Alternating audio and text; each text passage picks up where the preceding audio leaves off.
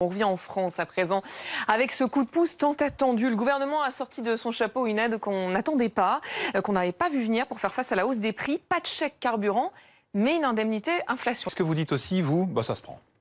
Mais bien sûr que ça se prend, sauf que comment ça va être financé, le gouvernement va nous refaire les poches d'une autre manière. Moi, quand j'ai écouté hier le Premier ministre, je suis convaincu qu'il est à côté de la plaque. C'est pas ça qu'il faut, c'est pas un chèque de 100 euros. D'abord, lui, quand il chiffre le manque à gagner de 80 euros, attendez, là, vraiment, il est à côté de la plaque. Il y a tous ceux qui se chauffent au fioul. Là, la note va exploser, mais on n'est pas à on n'a pas perdu 80 euros. 100 euros, c'est même pas un plein et demi.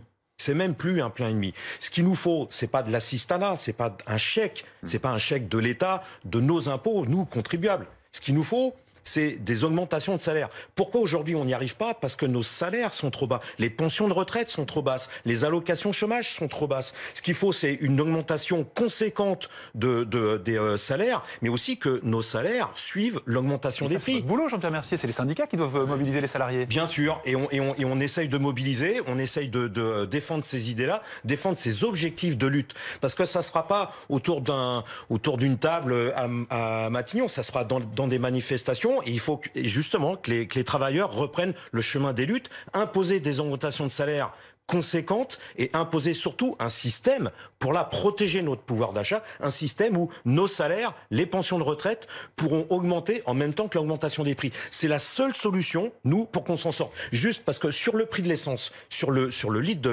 d'essence, quand on enlève les taxes, les TVA, etc., c'est un litre à 51 centimes. 51 centimes. Et là-dessus, sur ces 51 centimes, Total fait 7 milliards de bénéfices. Il y a quand même de l'argent à aller chercher chez Total et dans le 440. On va laisser les États faire ce qu'ils veulent. C'est-à-dire qu'on va laisser les États s'endetter encore plus qu'avant.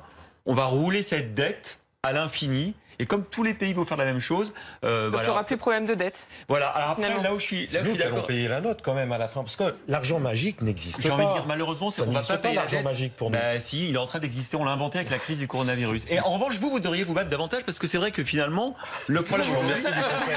Je vous remercie du conseil. C'est quand même celui des salaires. C'est-à-dire que c'est bizarre qu'à chaque fois qu'il y a un problème de pouvoir d'achat, on aille réclamer à l'État de l'argent. C'est quand même lunaire.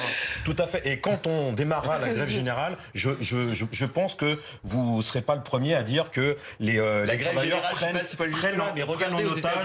en otage la France. On en parlera avec la SNCF dans quelques... Regardez aux États-Unis.